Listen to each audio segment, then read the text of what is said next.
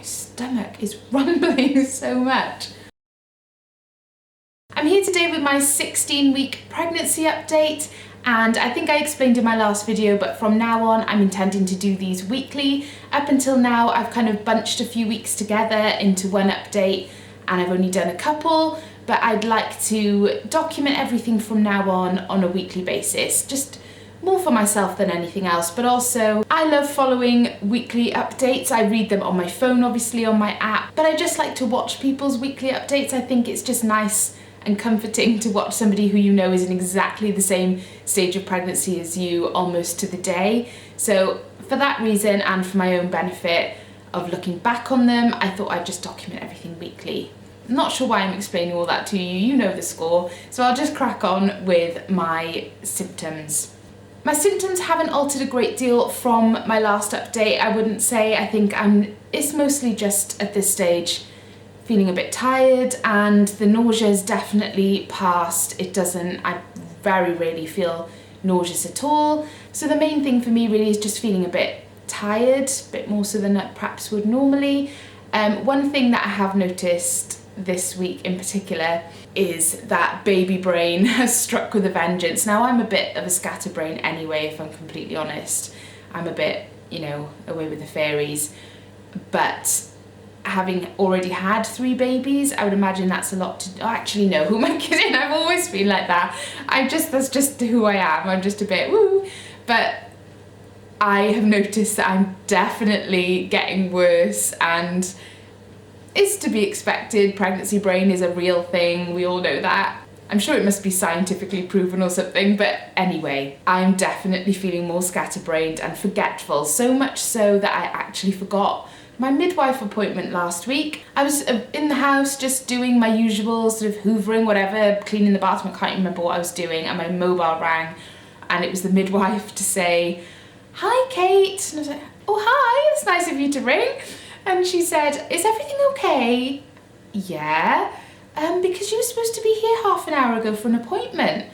"Oh, okay." I'd completely forgotten. It just wasn't even on my radar as something that I had to do that day, even though I'd written it down and put it in my phone. So clearly I've got to the stage where I need to start sticking post-its up all over the house to remind me of things that I should be doing. So baby brain has definitely hit me hard this week, and I guess it's only going to get worse from here. God help my kids and my husband, because I'm the one that remembers stuff in the house. If the kids have got a school trip or they need to take something into school, my husband's not going to remember it, it's me. I've actually just ordered myself a new notebook. I'm hoping to start doing a bullet journal, which I know is like the thing at the moment for people to do, but I actually think it will be more beneficial to me than a regular planner, because I quite like to just dump everything from my brain onto a page, and bullet journaling sounds perfect for that because it's less structured than a normal planner.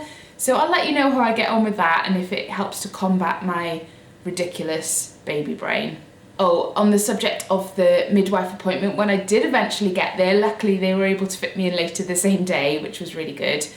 When I eventually got there, everything was fine. It was just one of those standard appointments where they test your urine and your blood pressure, and they'd had the results of my blood tests back, which I'd had at my 12-week appointment, and everything was fine with those as well.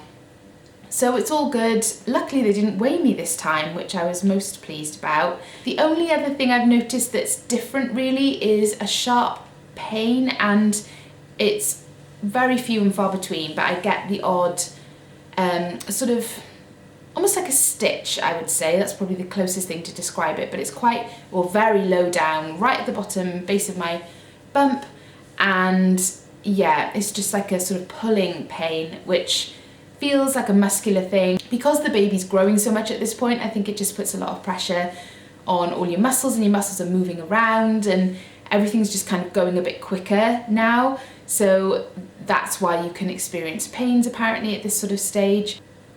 You forget, don't you, how differently your body feels as you get further along into pregnancy.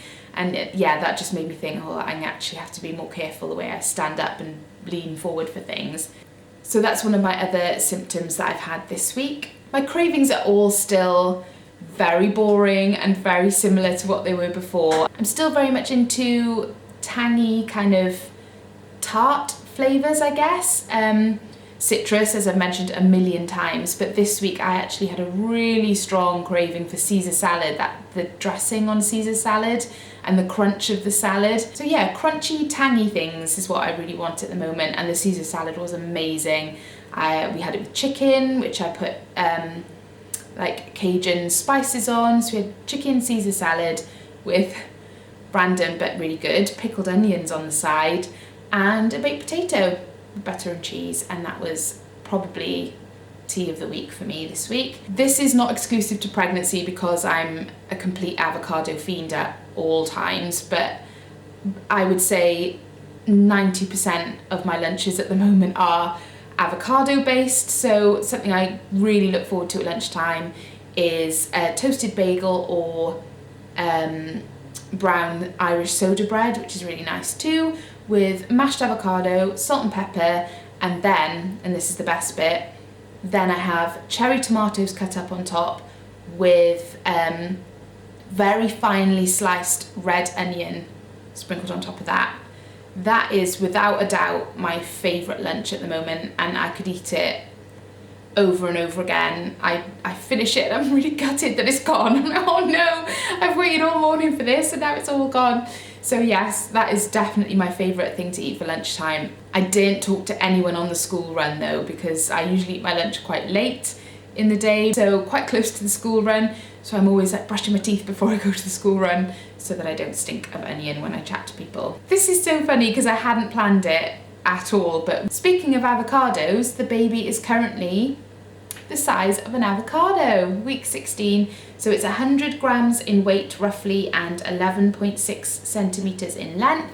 So by this stage in pregnancy, the baby's limbs and joints are fully formed and it's growing quite rapidly. So it's really exciting to know that it's actually looking more and more like a proper little human now. I'm feeling great, really. I can't complain. I'm not feeling overly tired. It's all very manageable, and I'm just looking forward to feeling more movements. I'm feeling kind of flutters at the moment, but nothing that I could say was definitely, yes, that's the baby moving.